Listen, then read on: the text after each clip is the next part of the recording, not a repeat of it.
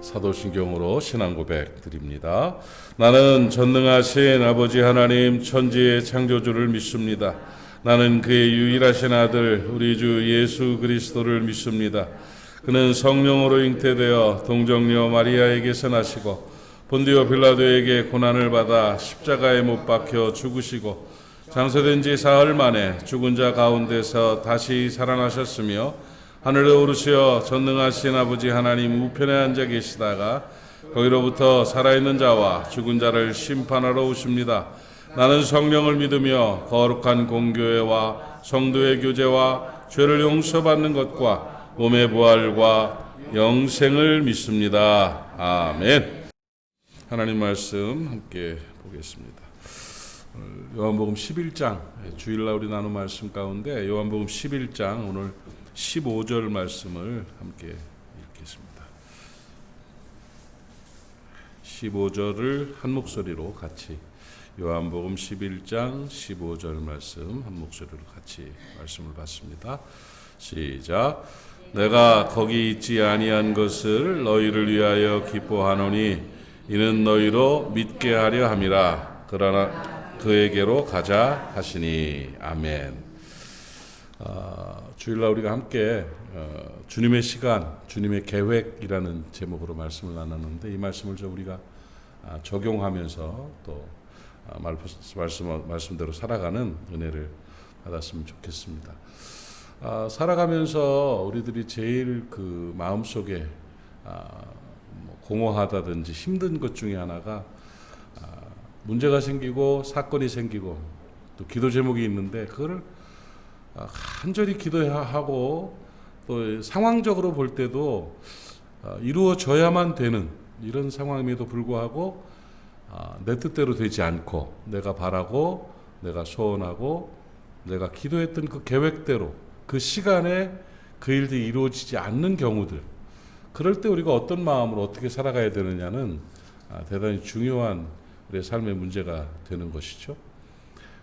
기도를 하는 사람들일수록 더 그런 부분에 대해서 고민을 했을 것이고 또 하나님 앞에 매여 있는 사람들이 내 시간과 하나님의 시간이 다른 거에 대한 그런 그 어려움들 또 불안감 이런 것도 많이 가지고 있습니다. 제가 목회하면서 저도 저 양반은 고쳐주셔야 되는데 치료하셔야 되는데 이 문제는 해결돼야 되는데 하면서 정말 간절함으로 매달리는 이런 일들이 있습니다. 그런데 결과가 좋지 않을 때 내가 생각한 대로 계획한 대로 되지 않고 뭐라고 설명할 수 없는 하나님의 뜻이 있으시겠죠 하고 덮어두고 묻어둬야 되는 그런 상황들이 꽤 있습니다. 제 개인적인 인생 또 삶 가운데 돌아보면 그런 일들도 있는 것이죠. 이럴 때 우리는 어떤 모습으로 어떻게 살아가야 되느냐, 어떻게 대처해야 되느냐. 하나님의 시간, 하나님의 계획을 신뢰해야 된다는 거예요.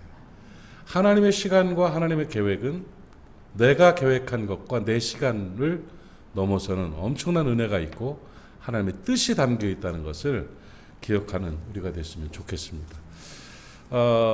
이 요한복음 11장 나사로를 살리신 그 사건에 대해서 우리가 같이 이야기를 하는데 나사로가 살아난 건 부활이라고 말하지 않죠?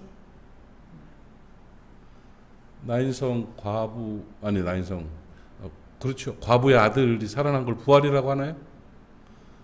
다시 살리셨다 그러죠. 부활이에요? 살아난 거예요? 네? 부활하고 다시 살아남은 다르다고 그러더라고요. 부활은 살아나서 영원히 살면 부활이고 살아났다가 다시 죽으면 살아난 거죠. 예수님만 부활이죠. 예수님은 부활이고 다른 분들은 살아남이죠. 물론 부활이라고 표현해도 큰 잘못은 아니지만 그렇게 또 이야기하는 분들도 있더라고요. 나사로가 다시 살아났어요. 예수님이 다시 살리셨어요. 그냥 그 사건만 보면 예수 그리스도의 그 능력, 은혜 이런 거를 볼 수가 있겠지만 그 과정을 보면 우리 그리스도인들이 이 땅을 살아가는 인생 여정 속에서 제가 모두에 말씀드린 그런 내용들의 답을 우리에게 주고 있다 하는 것이죠.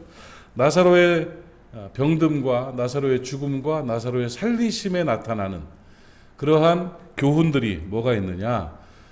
베다니에 있는 아주 아끼는 삼남매의 오라버니인 나사로가 중한 병에 들었는데 학자들은 그때 아마 예루살렘에 주님이 계셨을 것이다 하는 그런 표현이죠. 그 앞에 사건들을 볼 때 예루살렘에 그분이 계셨으면 오리 정도 되는 거리인데 병들었다고, 나사로가 병들어 죽게 됐다고 마르다와 마리아가 사람을 보냈어요. 그러면 예수님께서는 아끼는 사람이니까 뭐 후딱 가야죠. 특별한 일이 아니면. 근데 예수님께서 이틀을 더 유하셨어요. 그냥 거기에 이틀을 더 계셨어요. 오리 정도 되는 거리인데, 물론 그 오리라는 게 그 예루살렘과 베다니의 거리인데 그 조문 오는 사람들을 위한 오리라고 표현한 건지 뭐 그건 확실치 않습니다만은 어쨌든 사람이 가서 아픈 거를 알릴 정도면 그렇게 먼 거리에 계셨던 건 아니란 말이죠. 그런데 그 이틀을 유하셨어요. 근데 그 뒤에 예수님이 이틀을 왜 유하셨는지 뭐 하셨는지에 대한 행적이 없어요. 뭔가 의도가 있어서 그냥 일부러 병들어서 죽어가는 나사로의 이야기를 듣고도 나사로에게 가지 않은 거예요. 그러고 이틀이 지나고 나니까 다시 예수께서 이제는 가자. 다 내가 거기 안 간 데로 이유가 있고 내가 기쁨이 있다 하시면 오늘 본문 말씀처럼 나사로가 잠들었다. 그러니까 깨우러 가자. 그러니까 제자들이 이제 병에서 낫나 보죠? 그러는 거예요. 아니 난 게 아니라 죽었다니까. 그러니까 예? 그러니까 이제 내가 살리러 가자고. 이러면서 가신 거예요. 그러니까 마르다와 마리아 입장에서는 정말 속상할 노릇이죠.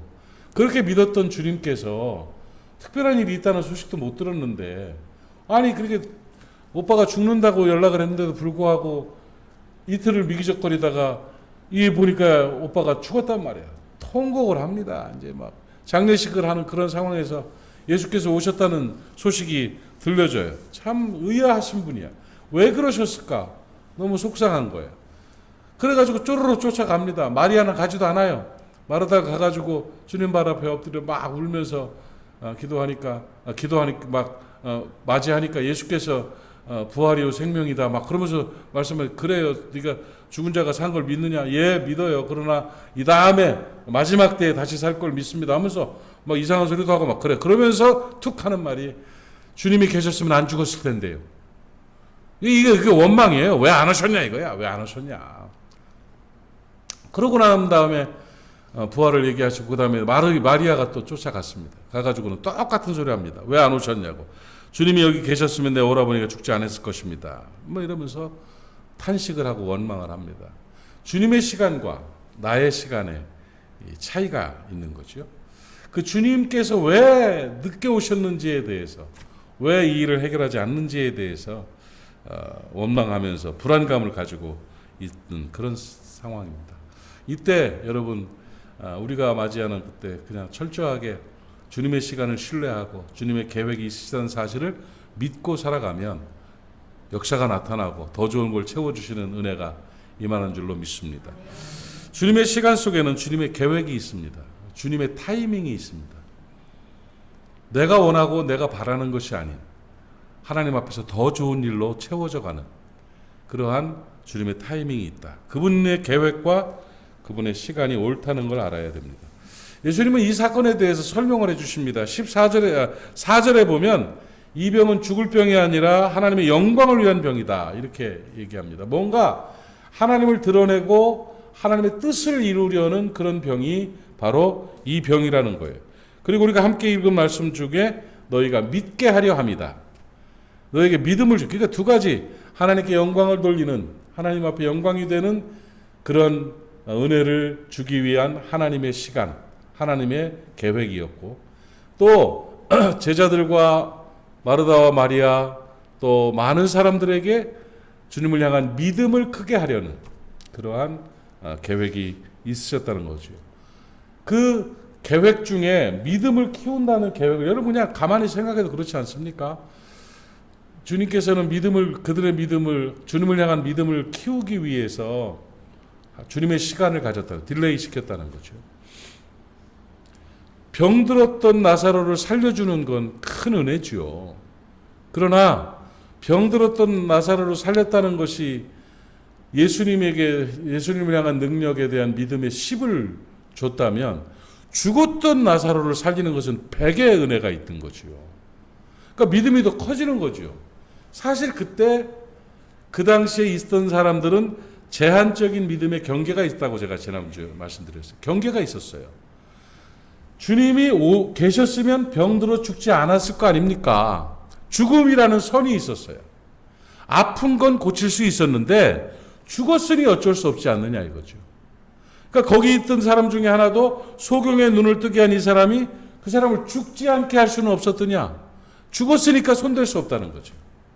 그러니까 죽음이라는 선으로 예수 그리스도에 대한 믿음의 경계가 채워져 있었던 거예요.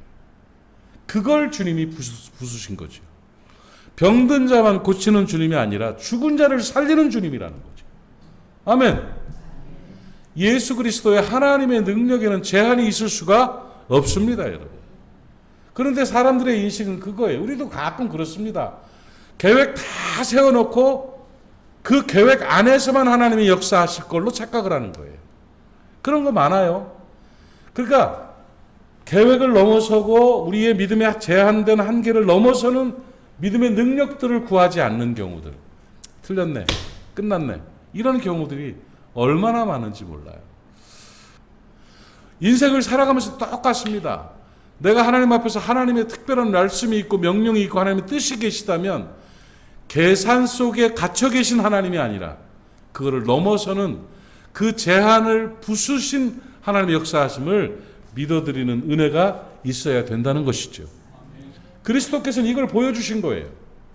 죽었으니까 끝났다가 아니라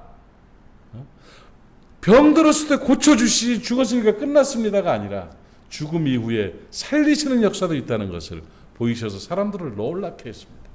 그러니까 이 말은 뭐냐? 사람들이 믿게 했다는 거예요. 믿음이 터졌다는 거죠. 제한적인 믿음의 경계를 넘어서는 믿음을 갖게 하시려고 이틀을 더 유하신 주님의 시간이 있으셨을 것이다 하는 것이죠. 그리고 또 하나는 부활이라는 겁니다. 사람이 다시 살아날 수 있다는 걸 보이셔서 하나님께 영광이 되고 아들인 그리스도께서 그 부활의 영광을 경험하게 하시려는 의도가 있었죠. 죽었던 사람이 살아났거든요. 썩어서 부패하는 냄새가 나는 사람이 살아났거든요. 살아서 배로 묶인 채로 나와가지고 풀어놓아 다니게 하라. 그러니까 살아나는 이런 역사를 사람들이 다 봤다고요. 아니, 사람이라는 게 죽었다가 살아날 수도 있구나. 그렇다. 나도 십자가에 못 박혀 죽었다가 사흘 만에 살아난다예요.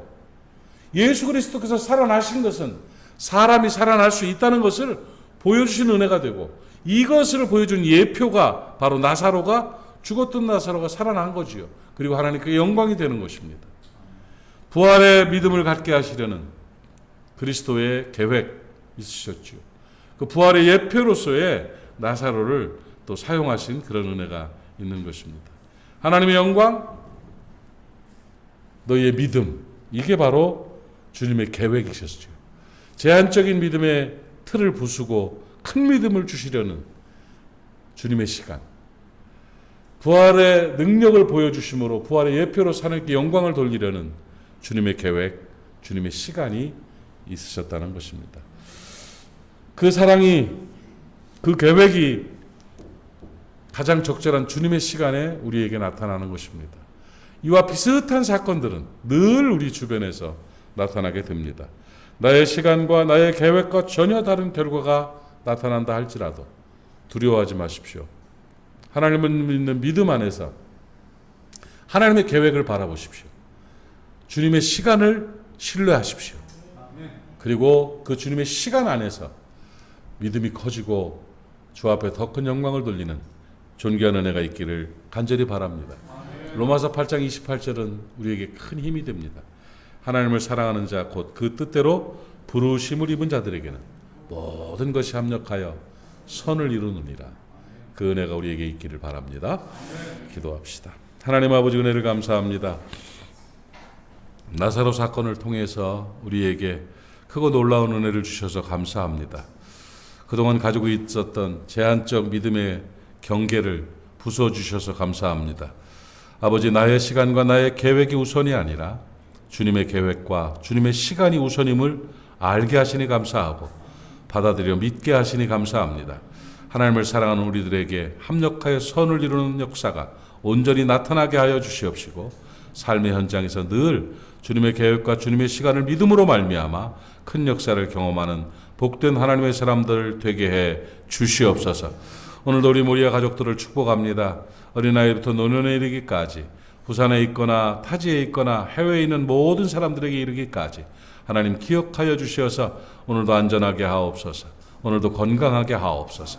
오늘도 형통하게 하옵소서. 오늘도 행복하고 성결할 수 있도록 은혜 허락하여 주시옵시고 모리아 사람들을 통하여 하나님 나라를 세워가시며 주의 영광 받아 주시옵소서. 새벽을 지킨 하나님의 사람들을 기억하시고 오늘도 신실한 하루, 복된 하루 되게 하여 주시옵시며 오늘 아침에 기도하는 모든 기도를 응답하여 주시옵소서. 예수님의 이름으로 축복하고 기도하옵나이다. 아멘. 하늘에 계신 우리 아버지, 아버지의 이름을 거룩하게 하시며 아버지의 나라가 오게 하시며 아버지의 뜻이 하늘에서와 같이 땅에서도 이루어지게 하소서. 오늘 우리에게 일용할 양식을 주시고 우리가 우리에게 잘못한 사람을 용서하여 준 것 같이 우리 죄를 용서하여 주시고 우리를 시험에 빠지지 않게 하시고 악에서 구하소서. 나라와 권능과 영광이 영원히 아버지의 것입니다. 아멘. 오늘 말씀 기억하시면서 또는 여러분이 기도해야 될 기도 제목을 가지고 우리 기도하고 삶으로 나아갑니다. 우리 주님 한번 힘차게 부르고 동성으로 기도합니다. 주여, 아버지 하나님 은혜를 감사합니다. 오늘도 우리가 하늘 문을 열고 주님 앞에 나아가는 귀한 역사가 있게 하옵소서. 하늘의 문을 열어주시옵소서. 마음의 문을 열어주시옵소서.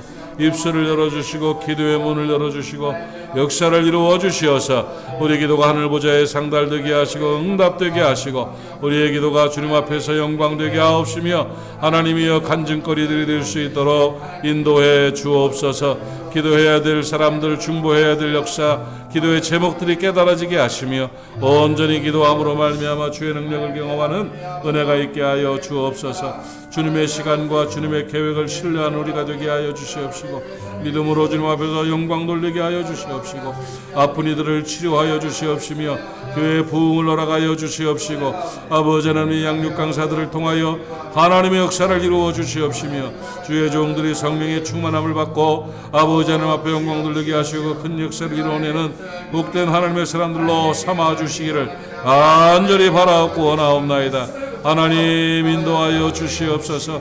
오 주의 역사를 이루어 주시옵시고 아버지의 뜻 가운데 승리하는 귀한 은혜가 임하게 하옵소서.